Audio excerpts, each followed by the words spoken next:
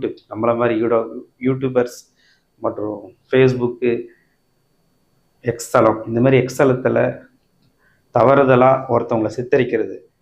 எனக்கு தெரிஞ்சு விஜயகாந்த மனசில் வச்சு தான் அந்த வார்த்தையை சொல்லியிருப்பார். நல்லவரை கெட்டவராக காமிக்கிறதும் கெட்டவரை நல்லவராக காமிக்கிறதும் இந்த சோசியல் மீடியா அப்படின்றத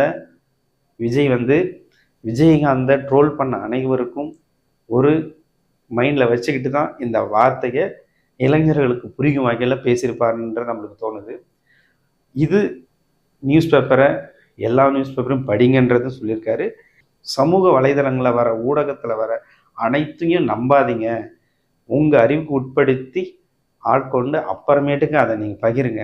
நீங்களே ஒரு விஷயத்தை ஃபாலோ பண்ணுங்கள், சரியாக இருக்கிறத சரியாக நம்புங்க, உண்மையை பொய்யும் கலக்காமல் பார்த்துக்கிட்டு பிரித்து பாருங்கள், அன்னப்பறவை மாதிரி பிரித்து பாருங்கன்றதை